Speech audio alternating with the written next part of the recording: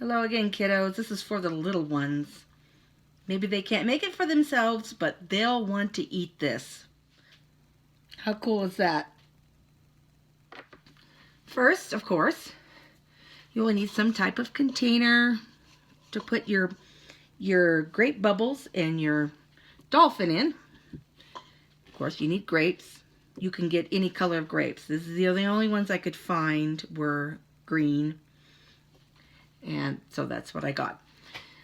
Also, the rounder they are, the more they look like bubbles. Of course, you need your handy dandy dolphin, aka banana, a paring knife, a black marker, because it's got to have eyes. He has to be able to see. To first remove our grapes, because we don't want them on the vine. That kind of just looks silly. Whoops, if one gets away from you, fetch it up later. How many grapes you use will depend on how big your little cup is. You can use a bowl, you can use a cup, you can use a soup bowl. If you don't have the container that I have, you're not limited to what I am using. You use whatever is around your house. Oh look, don't need to eat this. We're going to go into our rubbish bowl with that. All right, now we have our little dolphin, our banana. And I like to cut this little part off because we don't ever see a dolphin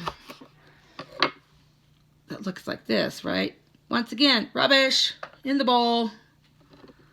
I'm now going to cut down through the stem and into the banana just a bit, because we need to make him a mouth. He's got to be able to eat, right? All right, so I'm going to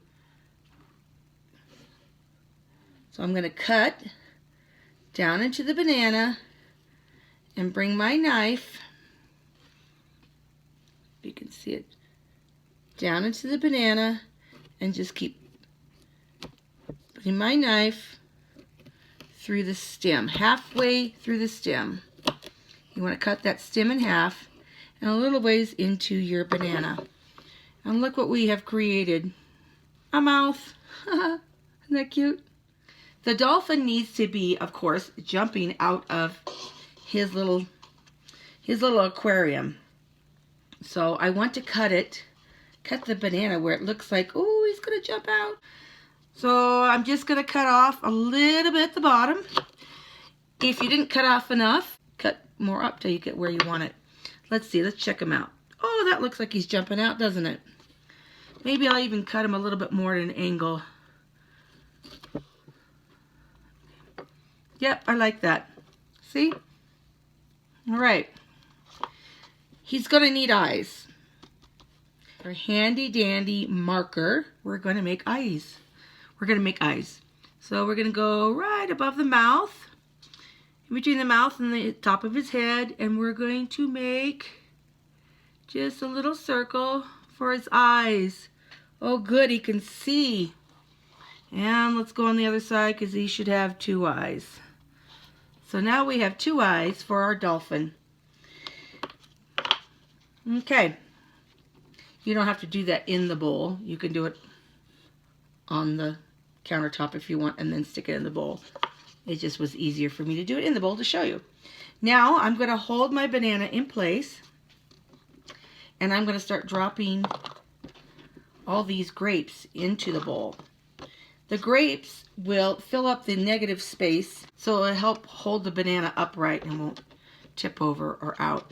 So you want to fill up that bowl with your grapes. If you don't have enough grapes, well, take more off the stem, put more in here, right?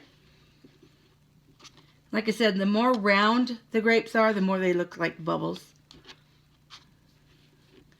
You could use purple grapes, red grapes. This is all I could find at the time in my store, so I'm using green today. And I'm sure your little brother or little sister would love to eat this. This makes eating food fun. All right, so we see now that our little guy is standing upright, isn't he? Okay. You could even put position more so you can really see the bubbles. You're not going to need the tail, so eat out the inside if you want, and then put the peel into our rubbish bowl. Okay. Now, I think one last finishing detail of this dolphin is he needs to have something in his mouth. So we're going to take a smaller grape and stick it in his mouth. Isn't that cool? Now, what little kid wouldn't love to eat this? It's easy enough to make and enjoyable to eat.